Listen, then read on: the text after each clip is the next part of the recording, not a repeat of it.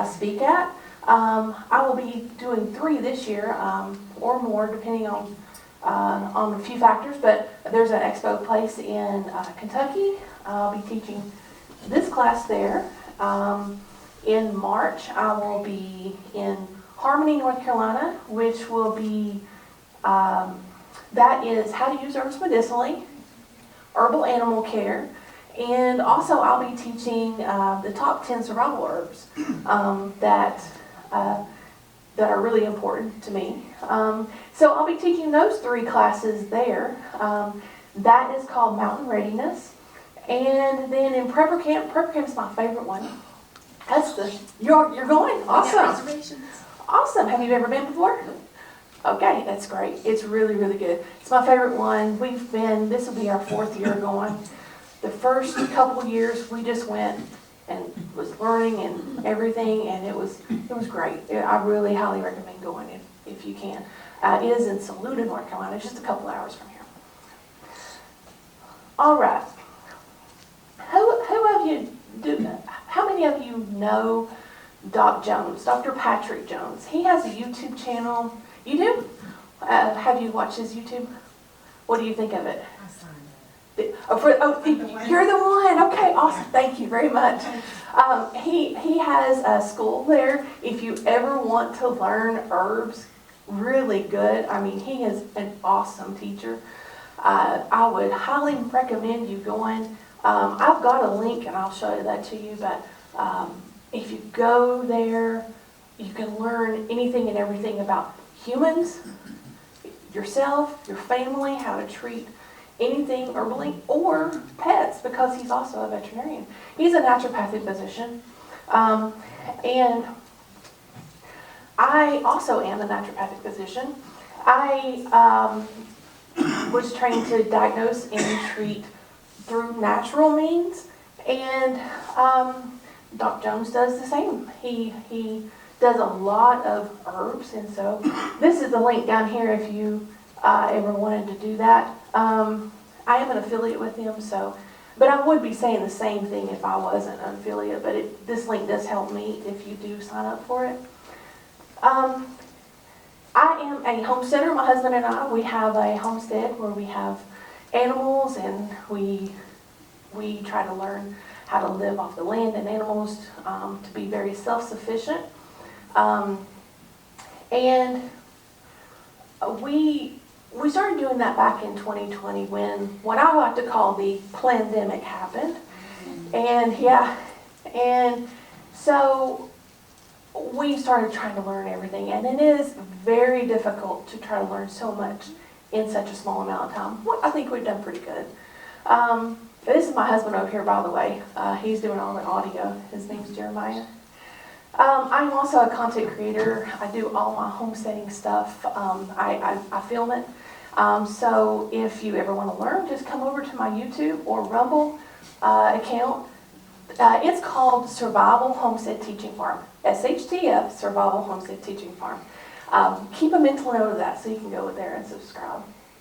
Of course, I'm a speaker, and I'm also an author. Here's a picture of the books that I have available, 125 Survival Herbs for Beginners. I have that book, and it's geared more towards the class that I'm doing right now.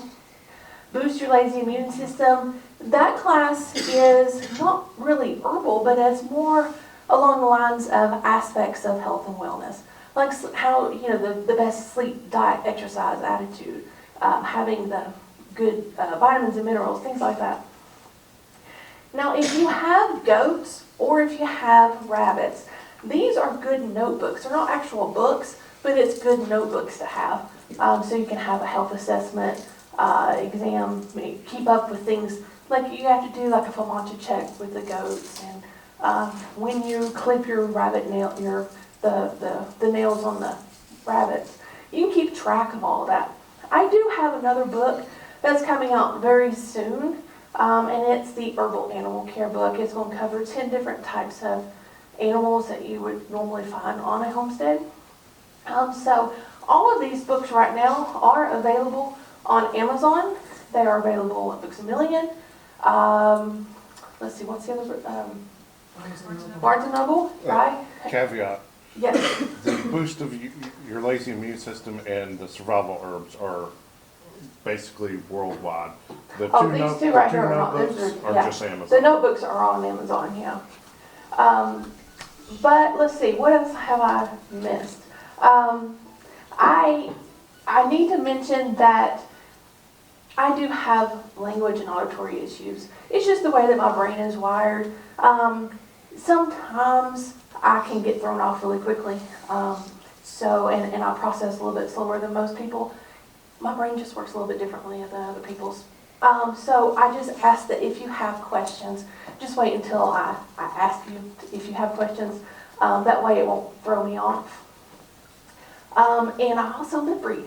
I know people think that that's a little strange, but I lip read. I can hear just fine, but I do lip read because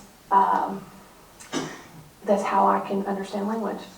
And so if you happen to have an accent, I doubt anybody here does, but if you happen to have an accent, I may have to have somebody else interpret for me. All right. Let's move on. Oh, I went the wrong way. This is my disclaimer, just saying, go talk to your medical doctor about anything that you're going to try, and that I'm not your personal, your physician, and this is for educational purposes. All right, let's get into it. Unfortunately, present-day thoughts on medication go straight to pharmaceuticals. Unfortunately. When you get sick, what do you think? Oh, let's go to the pharmacy. Let's go buy something that's going to fix it. Unfortunately, that's where thoughts go. But there is an alternative. There are herbs that can work for the same things, for a lot of the things that the pharmaceutical medications can do. There is a history of, the history of herbs where, farmers, they just grew up knowing these things. They knew how to treat their animals. They knew how to treat their family. They knew how to do things from a very early age. But medical doctors didn't stop teaching herbs. They were taught herbs up until 1930, and then that's when everything kind of went crazy. There's a pharmacopoeia, which is very similar to an encyclopedia. It's an official publication of medicinal herbs with effects and usage directions. And in that, in 1870, there were 638 herbs in publication, where people the medical doctors would actually use these herbs. This is sought out information. In 1990, there was only 58 herbs. It went down that far. Guess what? Today, there are 0. Unfortunately.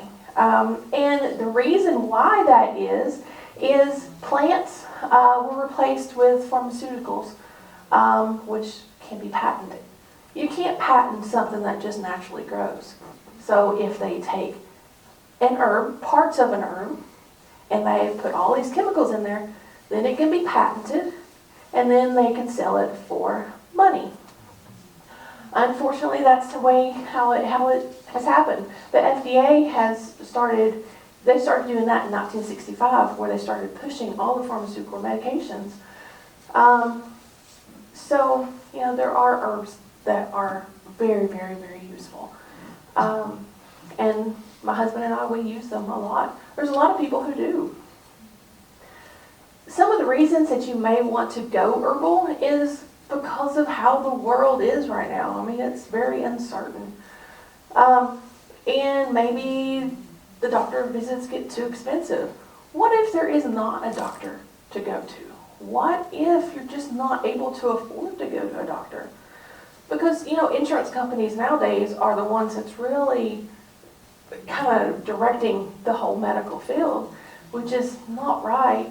And so with herbal knowledge, you can treat yourself and your family in the times that you need. With poop hitting the fan, what are you going to do? You need to have this herbal knowledge. You need to be prepared. Become your own doctor. Become your own DOC.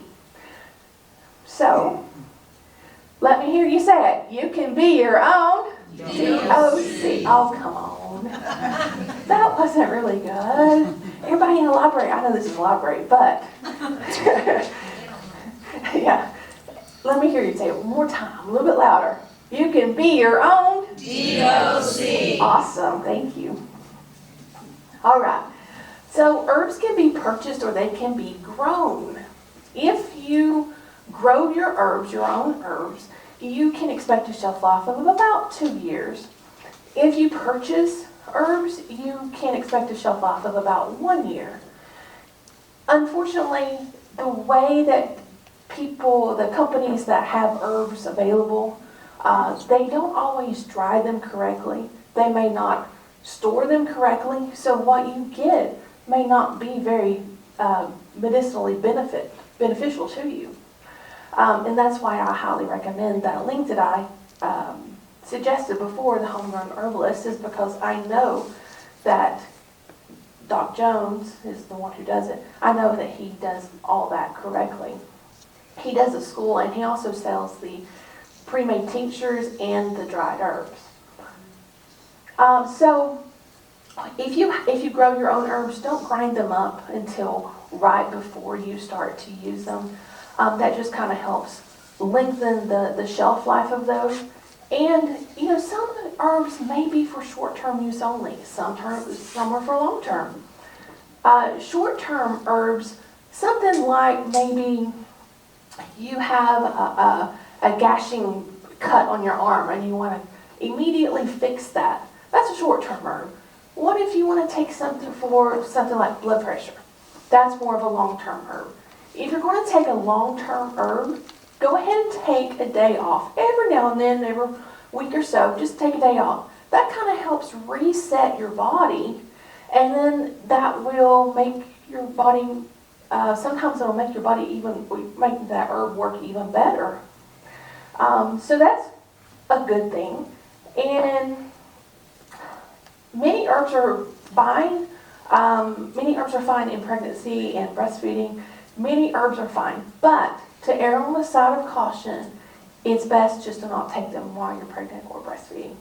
And herbs can and will interact with pharmaceutical medications. That's why a lot of herbs you can use topically if you're using pharmaceutical medication internally, and it won't interact. But if you're going to consume it and take it internally, you got to err on the side of caution with that. And don't give to children under 3 years of age. So, dosage and safety. Powdered herbs. The usual dose of this is 1 to 2 teaspoons, 2 to 3 times a day. And fresh herbs, 2 to 4 teaspoons, 2 to 3 times a day. And children 3 years and over is a half to 1 teaspoon, 2 to 3 times a day. Now this is for maintenance issues. This is just for an ongoing, just a simple thing. If it happens to be an acute issue, something that is just urgent right then, go ahead and increase that frequency 5 to 6 times a day, and that should work. This is just a general guideline to go by. All right, general ways to prevent health concerns is sleep, diet, exercise, having a good attitude, getting proper vitamins and minerals, drinking a lot of water, and boosting your immune system. You wouldn't believe how much the immune system plays into your health. If you have a good immune system, it's like this barrier around you that just kind of fights away anything that comes in. Having a good immune system is pertinent. So here are some modes of herbal transportation. Think how you can get those herbs into your body. You can do that, fresh or the powdered herbs internally. You can see here all these different ways, the routes that you can get it into your body. And we're going to go over all of these. All right, so fresh and dried herbs. They must be harvested at the right time. If you're going to grow these, they must be harvested at the right time. The right time to harvest this is right before the sun comes out too strongly, and right after things the dew has evaporated. So it's that little window of time. It's usually around about 11 o'clock in the morning, and that is usually a good time to harvest the herbs. Depending on the mode of transportation, the herb may have to be dried. Now sometimes you don't have to. Sometimes they're okay if they are used fresh, but sometimes depending on the mode, you have to dry them, and you have to dry them properly. You can air dry, and there's different ways of drying, and air drying is one of them. You can put them, you can hang them up, much like in the picture here. You can hang them up in bunches. Just make sure that those bunches are not too thick, because you got to have that airflow. And you can hang them up and you just let them dry naturally. You can let them just put them out on a single layer on a screen of some kind or a shelf. Just let them dry naturally. Make sure that you don't put them in the sun. The sun is not a good thing. Don't do that. A lot of people have sun ovens. We actually have a sun oven, and they promote that you can do a lot of dehydrating in it. You can with foods, but with herbs, it's best to not to do that. Now you can do this with a dehydrator. If you have a dehydrator and you're able to make it to where it doesn't have any heat, then do that. That is the best way to dehydrate if you're going to use a dehydrator. If you cannot turn the heat off of it, don't ever go over 110 degrees. 110 degrees will kill all the enzymes, all the medicinal benefits of that herb. That's another reason why I'm really trying to push the other link, is because I know how he dries those herbs. He air dries them. And these other companies, they may dry them at really high heat, and they may store them for 5 or 6 years before you even get them. So how do you know that they're really medicinal? So, was there any questions about drying herbs? Yes? Can you freeze dry? You can freeze dry. You got to make sure that the freeze dryer is set to the correct, and I think that you set ours. Yes. What? Under 110 degrees. Yeah, you just got to make sure that. But don't expect, there's not enough research for expecting 25, like normal freeze dry. But for the medicinal properties, you can expect probably, I'd say a little longer than dry, from the 2 year, probably 3 to 5 is my guess. But there's not been the research since freeze drying is a relatively A new thing. that's coming Yeah. out I and have stuff. one that very few people do. Yeah. All right. So, yes, ma'am. When drying here, there's a lot more moisture in the air. Yes. Is it better to bring them in, or? Yes, it is best to dry them inside. Yes. So you want to dry them quicker, not longer? Right. If they're outside, they can really pick up on all that moisture, and a lot of the modes of transportation that I'm talking about, you cannot have any moisture in it. So, yeah. Anybody else? Okay. When you're going to powder herbs, you can powder them in many different ways. You can use a coffee grinder. You can use there's a blender. You can use a mortar and pestle like this. Just put the herb down in there, and use some elbow grease and powder that up. But you got to make sure it's dried up, obviously, before you do that. So you can use all those ways. You can use all different types of ways. Once the herbs are powdered, you can then put them into juice, soups, stews, applesauce, yogurt, anything like that. Put it in there, and you're getting those medicinal benefits, and you're not even really tasting them. You can also put them into capsule form, And I do have capsules here. But, oh, and there's a capsule machine that really helps you do a lot of these at one time. If you're going to do that so that you can just swallow it like a pill, you got to make sure that you are taking it for the correct thing. Like say, if you have a sinus infection, by the time that gets through your body and that little capsule dissolves in your gastrointestinal system, it's probably not going to do a whole lot for what's up here. So, like if you have a GI issue, take it for that. But something up here, I probably wouldn't do that. I'd probably just try to do a tincture or something like that. You can also make it into herbal balls. I'll go over what those are in a moment. Any questions over any of what we just discussed?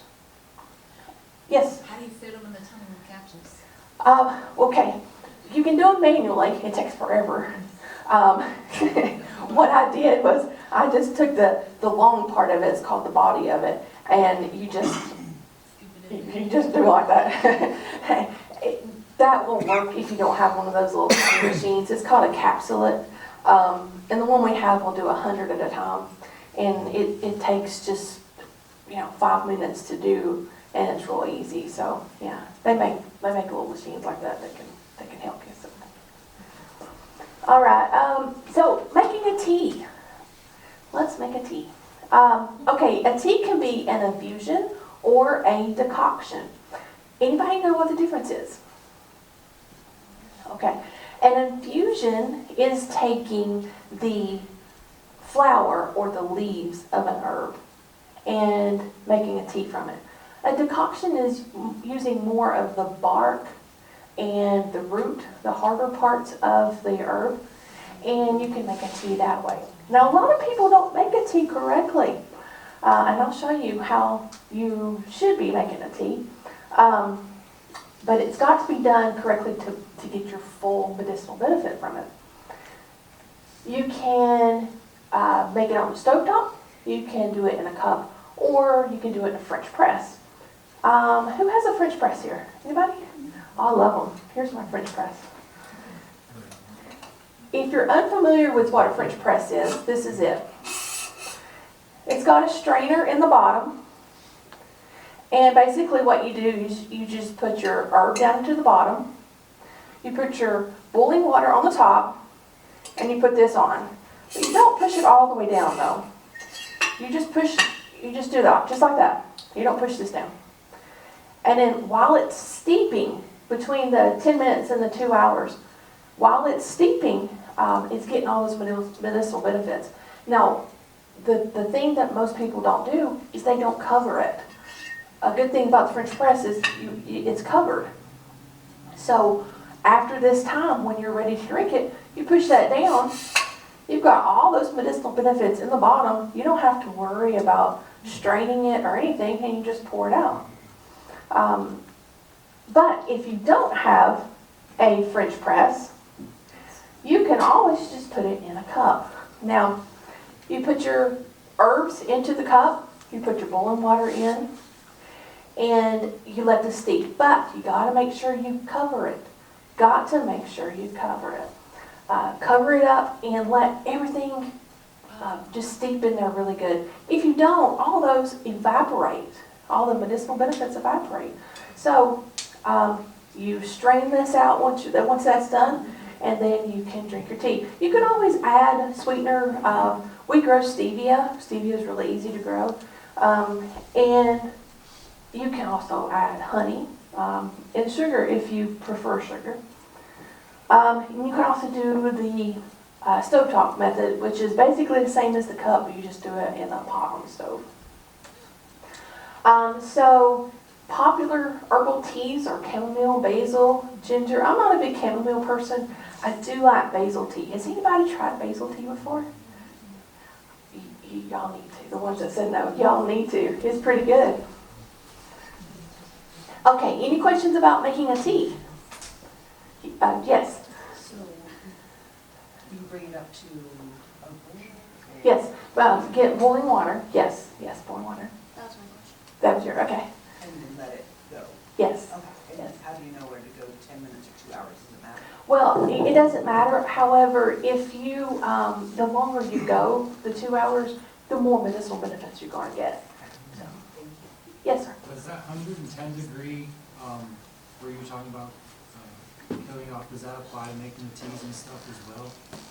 Well, that's part of why you want to cover that. That is a very good question. For the teas, if you, I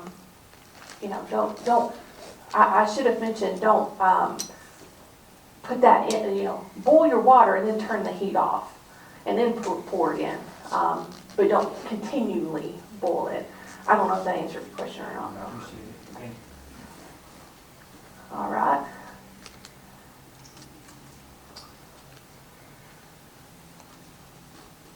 All right, so let's make an herbal ball. Herbal balls are just these little tiny things, like right here, what you see in the picture here.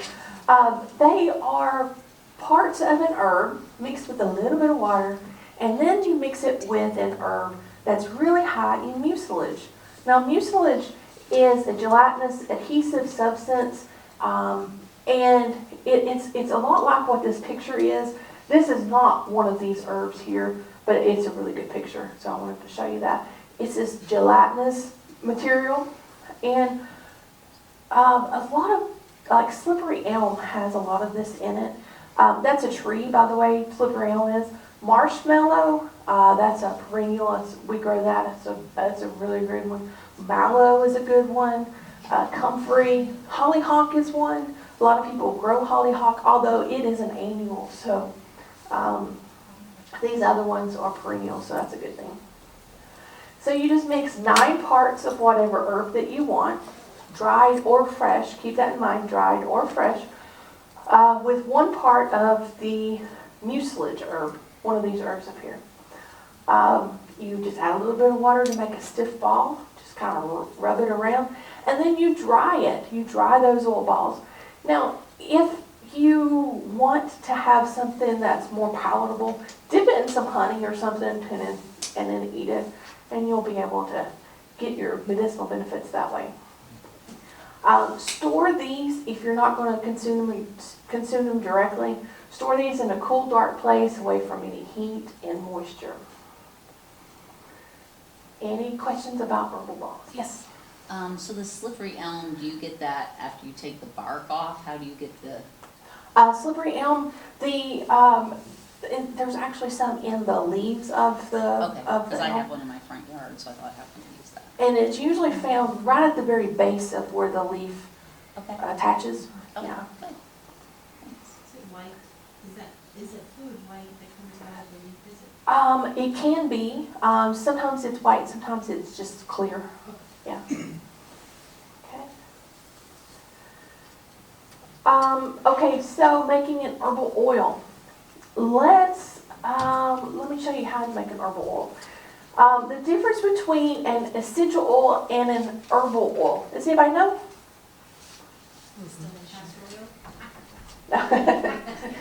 Oh, sorry, what would you say? Distillation.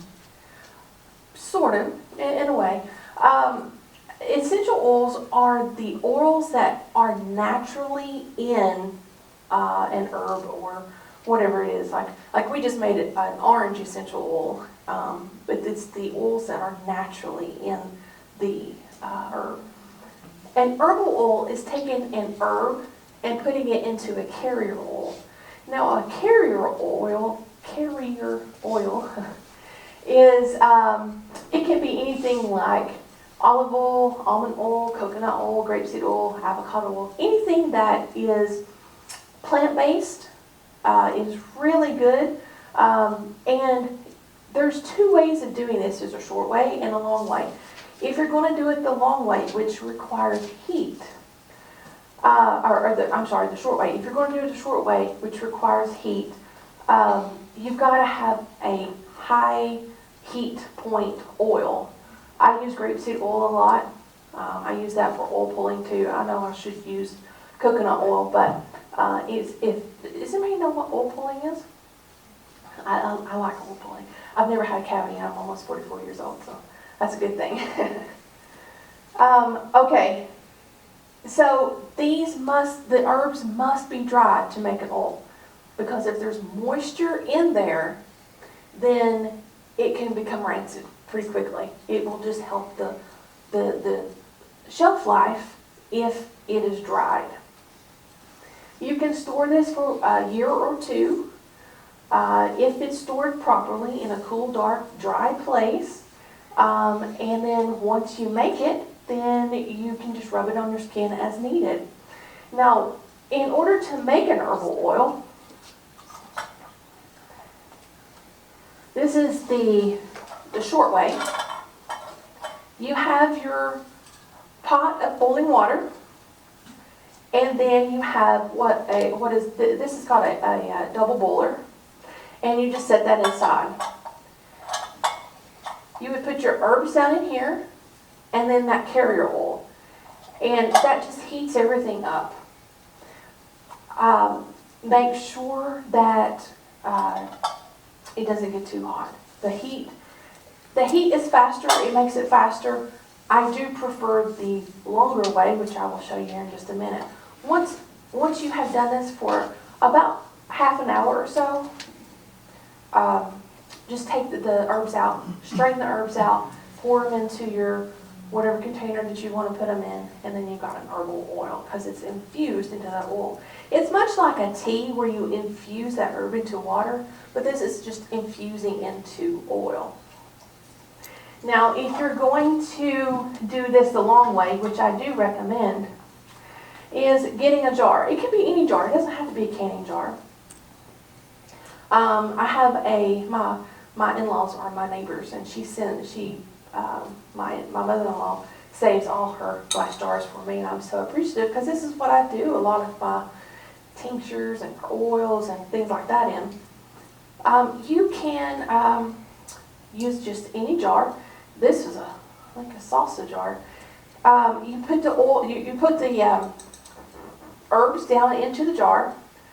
You fill it about halfway, and then you cover it with the oil. Cover the herbs to where it's just a little over the herbs, and then you put the lid on. Once you have that done, every day you just take it and you turn it, just like that. Just turn it, just once a day. Keep it away from direct sunlight, and the preferable place is in a dark place, although if I do that, I forget that I've done it and I don't turn it. So I just leave it out, and you just turn it to mix everything up. Now you do this for 6 or 8 weeks, and just turn it upside down. Get everything infused in there really well. You strain the herb out, put it in your containers, then you're good to go. Any questions on that? Yes? Is that a non-reactive pan that you brought up? That I do not know. Does it matter?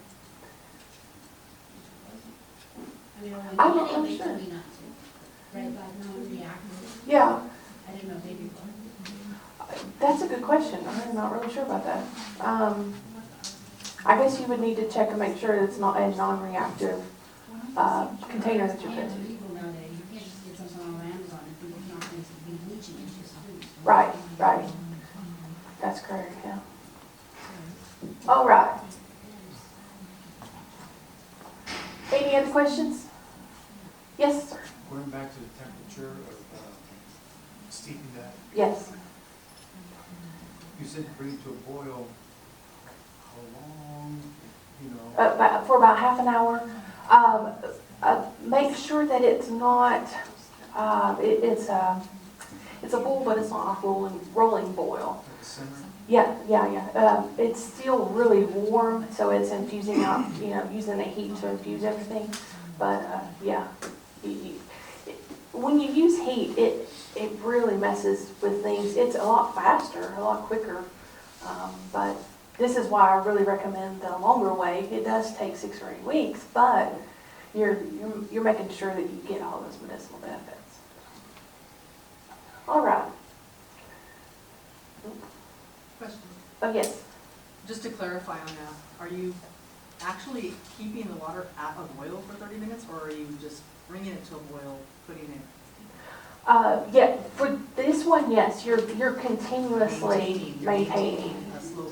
Correct, yes, yes, And the double boiler kind of helps, it's Right, not directly yeah. in, yeah. So the water's boiling, but the oil should not be boiling, right? Correct, yes, yes, make sure that the oil is not boiling. Yes, that is correct, yeah. That would be a bad thing. We'd be frying. I'm sorry, what? Oh, I said we'd be frying our herbs. Oh, well, yeah, yeah. So you have to have an herbal oil to make a salve.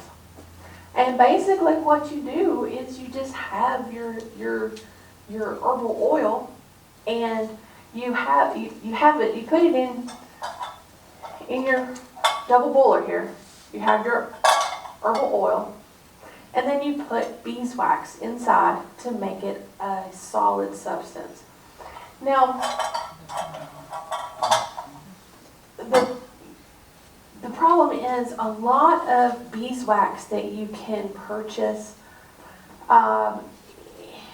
it's not always organic. Even if it says organic and natural, it may not be.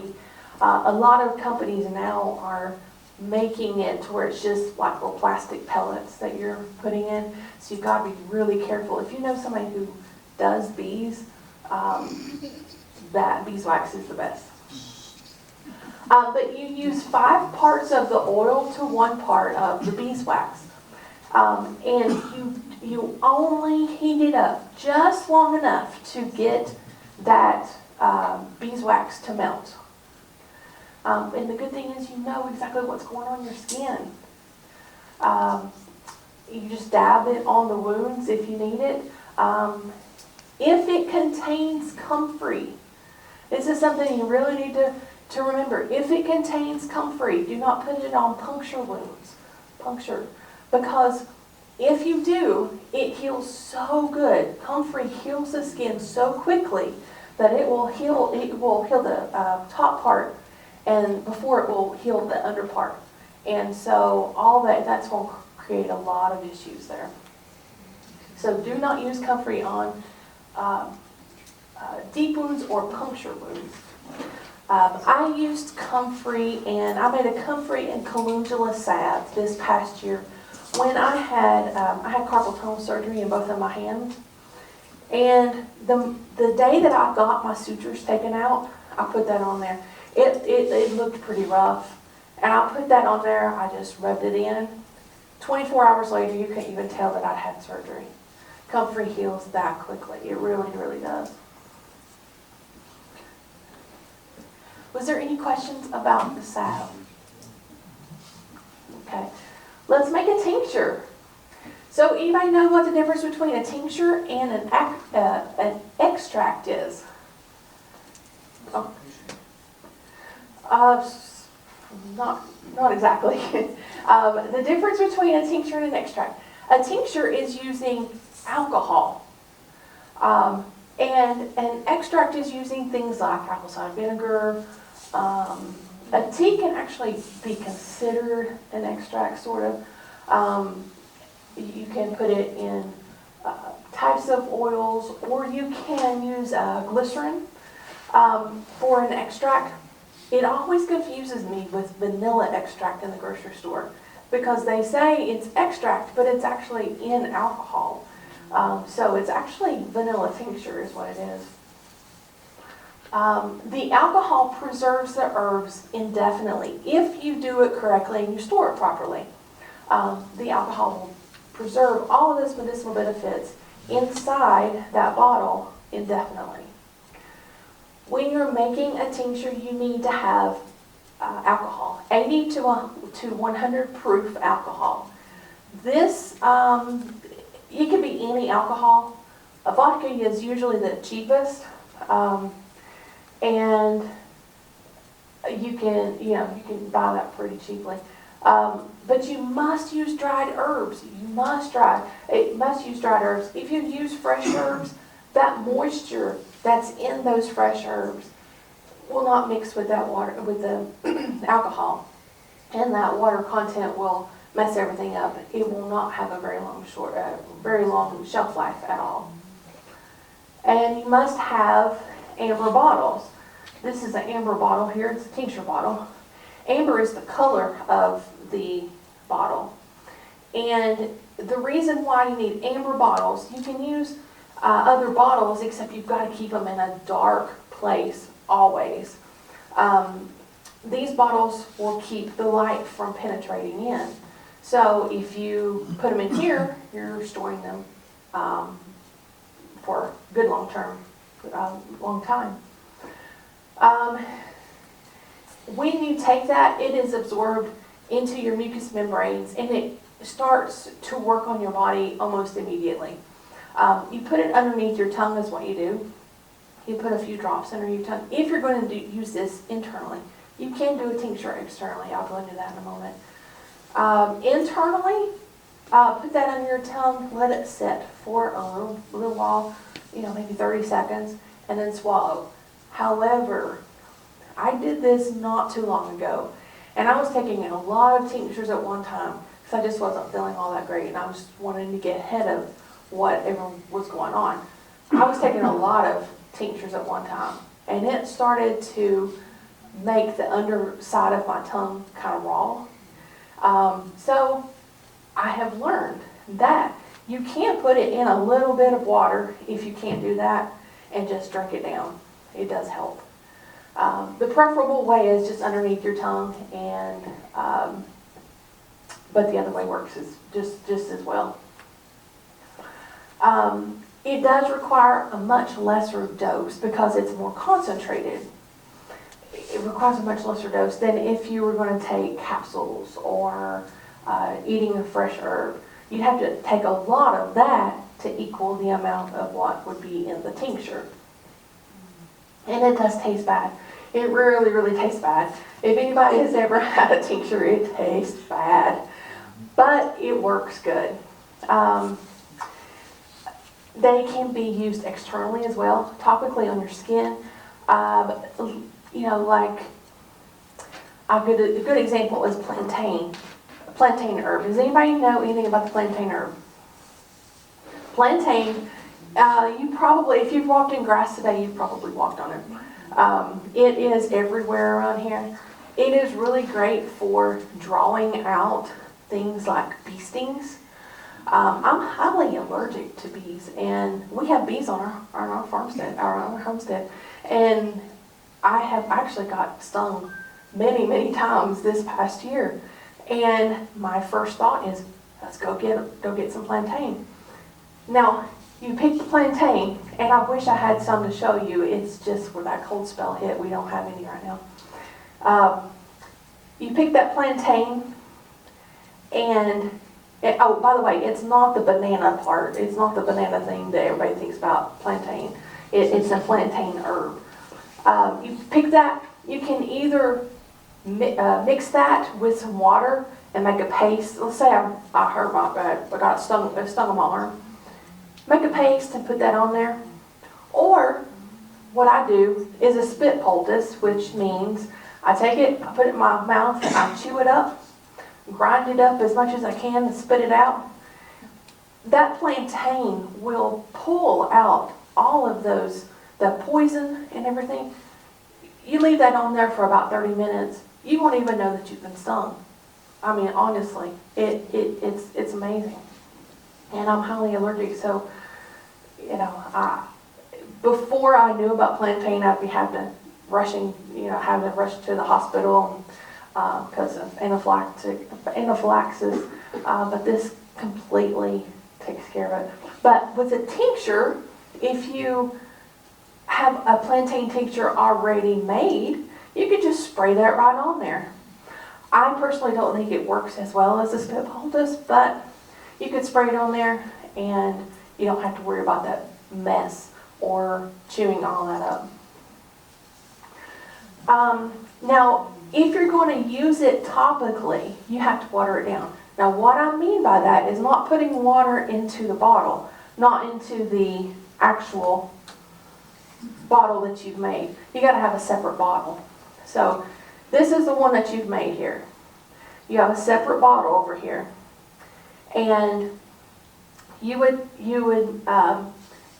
take 1 part of the tincture to 5 parts of the water. 1 part of the tincture, put 5 parts of water in here. Make sure that's not tap water. Those chemicals in that tap water will mess that up. And then you can spray it. They make spray top bottle, spray tops that goes on these bottles here. And you can just spray it on. But if you're going to do that, you've got to use what you've got in this bottle over here with the water within 2 days. After that, that's not going to be any good. So that's why I say don't put that water into the main bottle that you've made. So with a tincture, it's going to take 4 to 8 weeks for completion. I like to go more of the 8 weeks. And when you're making a tincture, there's 2 ways to do this. There's a folk method, and then there is the ratio method. Folk method is what most people know. Most people know how to do this. You have a jar, any jar. It can be canning jar if you want, but it doesn't have to be. You put your herbs in about halfway, and then you fill the jar. A lot of people will either fill it over top of, with the alcohol, fill it over top of the herb, or they'll fill it all the way up. Then they'll put the lid on, and they'll do just like they did with the oil and turn it every day, just once a day. Now that's the folk method, but if you want to save some of that herb and the alcohol that you're doing, what you can do is the ratio method. Now with the ratio method, you will need to have a scale, and with the scale it's a 5-to-1 ratio, meaning that if you have 1 part of herb in here, you need 5 parts of alcohol. And so if you do that, you've got more, you're using more alcohol, yes, but you're having a whole lot more end product. You have a whole lot more tincture at the end. So just turn it once a day for the 4 to 8 weeks. 8 weeks is preferable. Keep it out of sunlight, just like with the oil, and then you'll have your tincture made. Now make sure that, you know, you need to keep it out of the sunlight, because you've got to put it into this right here, this amber bottle. Keep it out of sunlight. Make sure you store your tincture in a cool, dark, dry place, and try to keep the sunlight, even with the amber bottles, try to keep sunlight away from it, because sunlight does have heat too. So, any questions about tinctures? Tinctures are hard. Just to go over that point about the ratios, you're referring to just strictly weight, not by volume. Yes, like if you're going to do 20 grams of your herb, 100 grams of alcohol, something like that. Yeah, yes, it is weight. Thank you.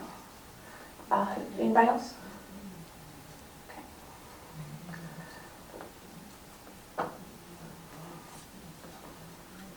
All right, so like I was mentioning before, the plantain, when you do that and you make that, that is called a poultice.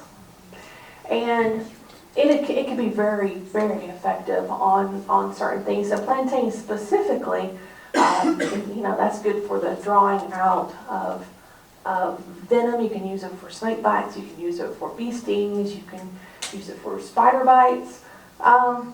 But it can get really messy. That's the bad part. It can get really messy. It is commonly used for wounds, bites, stings, things like that. But just like I mentioned before, you can use the traditional method where you just put the dried herb and you mix a little bit of water with that and make a paste, like what's in the picture. Or you can do a spit poultice. If you're going to be working around you want to continue to work and you don't want to just hold that on there for 30 minutes, put you some Coflex on it. This is what Coflex is. You've probably seen it in medical offices. It just wraps around the arm. Any questions about poultice? That was a quick one, since I'd already talked about it. Does it matter if cotton, should you use like pure, I mean, toilet paper has all kinds of bleach and all kinds of stuff in it. So make sure it's like cotton that you put down before you use plastic, or does it matter? You can just put that right over top of it, that Coflex. What I really like to do is after, if I have a poultice made like that, I'll take another plantain leaf and put right on the top of it. Yeah, and that's getting even more in there, so, yeah. And then I'll wrap it up. So let me hear you say it again. You can be your own DOC. Good job. Okay, so using the herbs for first aid care, let's go over 4 different things. Burns, bleeding, infection, and puncture wounds. Now with burns, with any of these, there's a lot of different herbs that can help. And I must warn you that the next slides contain graphic wound images, so if you've got a little queasy stomach, kind of look away. Now this is Jill, this is baby Jill. She is, unfortunately, her parents were in a domestic dispute, and the mother was trying to take the child away from the father, and the father intentionally burned her with boiling water, unfortunately. And then this is something that it can be very easily treated, although it should never have happened. The mother used herbal treatment on her child, and now her burns, you can barely see, there's hardly any scars here, as you can see in the after picture. The herbs, some of the herbs that you can use for burns is aloe vera, which is really great. You just cut it open, and it's got that gel inside. It's really, really good for burns. Hens and chicks is another good one. Although hens and chicks, it grows all year round. But the bad thing about hens and chicks is it's really small. So the best way to use that is just put it in the blender and blend it up and then put that on the burn. I'm going to come back to purslane in a minute. Prickly pear cactus is another one. Calendula flowers is really good for the skin. Anything skin related, calendula is really good. It's also called pot marigold, but it's not the actual marigold that you know of. It's just the name is pot marigold. Plantain is another one, and manuka honey. Now any honey would work on a burn or any wound, but manuka honey specifically works really good at soothing and helping the burns. Now you can use this externally or internally, and here are the modes of transportation. Now I want to go back to purslane. Purslane is something that will grow. It grows everywhere. It took over our garden this past year. And it has a kind of a lemony taste. You can use it as food. It's edible. But you've got to make sure that you have purslane. Purslane has a toxic look-alike. Purslane, this is the top picture is purslane. The bottom picture is spurge. Spurge is toxic, so you should not consume that. The way that you know if you have purslane is if you break open the stem, if you see a milky white substance, then that's spurge. Don't consume that. Plantain will not have that, so that's a good way of knowing what you've got. Any questions about burns? Now this will be good for 1st degree and 2nd degree. 3rd degree is much worse. You can treat with some of this, however, that would require a lot of medical attention. All right. So this is Thomas. Thomas was hiking in the woods. He's a hiker, and he fell. He just accidentally fell, and he sliced his hand open. Pretty bad bleeding wound, but he knew, because of his herbal knowledge, he knew what plants to go to that would help him. Yarrow is amazing for bleeding. Absolutely amazing. Yarrow is one of those that that's known for bleeding. The soldiers, up until the First World War, they knew that yarrow was so good that they would pack their pockets full of yarrow before they were marching off into war, because they knew how good it worked. And so some of the herbs that are good for bleeding are cayenne pepper. You wouldn't think that this would be a good one, but cayenne pepper is actually really, really good. It numbs the area and it stops the bleeding. Yes, it will be very zingy at first. It'll probably burn when you first put it on, yeah.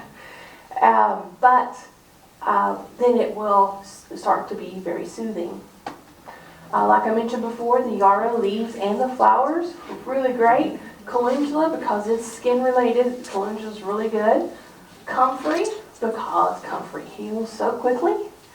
And shepherd's purse, which I've got right here, a picture of that. And apparently my pictures are, everything has not transferred over to that laptop very well because it's covering it.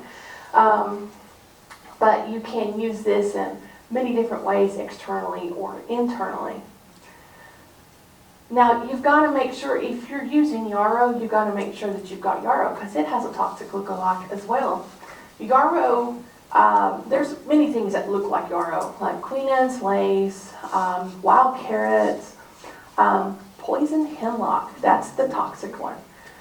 You've got to make sure that you've got actual yarrow. And yarrow does come in all different shades of colors. It's not just white. The wild ones are usually white. Any questions about the bleeding? Okay. Yes? How do you cover it up after you put it on?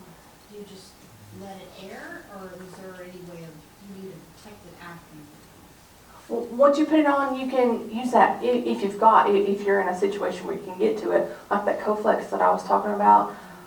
Just wrap it up somehow. If you're a hiker like he is, of course he didn't have all those comforts. And this slide does not look like it's done really well on this laptop either. So this is Carol was working in her garden, and unfortunately she was wearing shoes that wasn't fitting very well, and it created a sore on her foot. Well, she wanted to continue working, so she just kicked her shoes off and continued working in her garden. Well, unfortunately, that area got infected, a bacterial infection started, and it became infected, and it was not doing very well. So she self-treated with the herbs that she was growing in her garden. 24 hours later, the infection and the area, the bad-looking area, had just disappeared. So to treat infections, calendula flower, because, like I said, calendula flower is great for the skin. Plantain leaves, comfrey leaves, comfrey again, because it heals so well. And yarrow, it will help treat infections, not just bleeding. And you can use this externally, internally, in many different ways. Any questions on infections? Okay.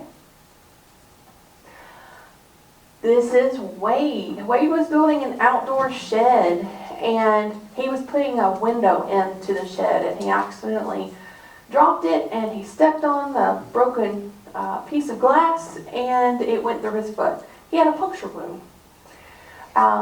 And he was very frantic, but luckily his wife knew what to do. She grabbed some herbs that was needed and began mending his foot, and today he can't even tell that there's a place there. Some of the herbs that were used, calendula flower, yarrow leaves of flower, and you can't really see down here, but you can use the hops. This is hops. I don't know why it didn't transfer to this laptop very well, but my pictures are over everything. Hops, leaves, and the fruit will work. Hops is really, really good for pain. It's considered one of those a good one for pain. And you can use about the link. Use that link because it does help me. If you want to join, and thank you for joining. I appreciate that.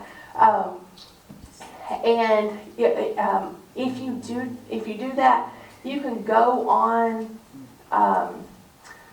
He has forums there, so you have complete access to him. He will answer your questions on there. It's really, really, I can't say enough. If you want to learn herbs, how to use them medicinally, why to use them, when to use them, he's the way to learn. And it's lifetime access too, so you can always go on there and learning all the time. But this is my information here. Email me with any questions or message me on Facebook. Yes, ma'am. The Survival Homestead, where it says at where? Oh, I'm so sorry. These have messed up. Survivalhomesteadteachingfarm at gmail.com. Thank you. All right. Yes, ma'am. Question on the homegrown herbalist, it's, after the slash, it's 3L, O, 3Y. Is that a 0 or is that another O? That link on the. I am not sure. Try a 0 because the O does not work.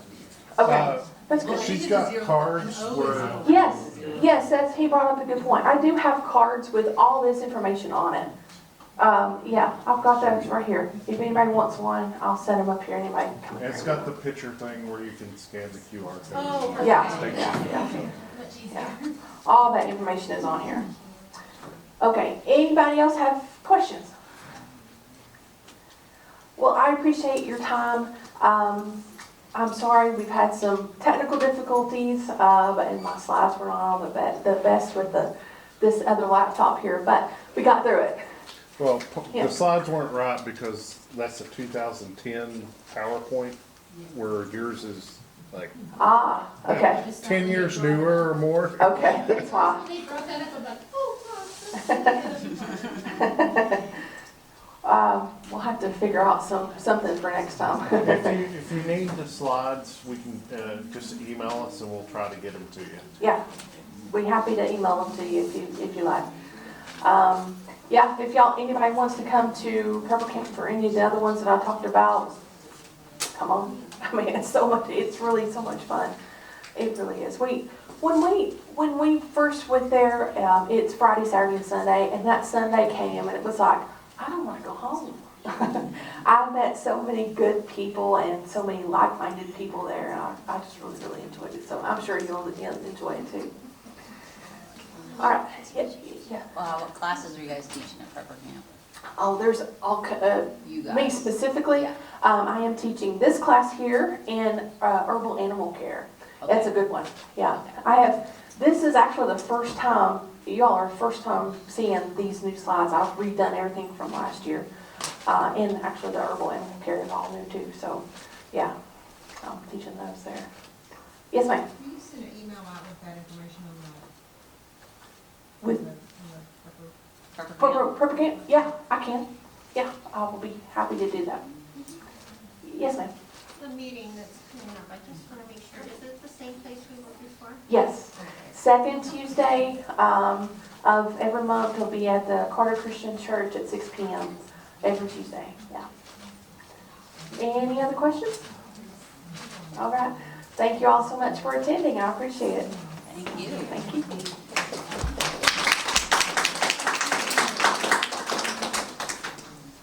S.H.T.F. Survival Homestead Teaching Farm thanks you for watching this video. Please continue to help us help you by liking, sharing, and subscribing.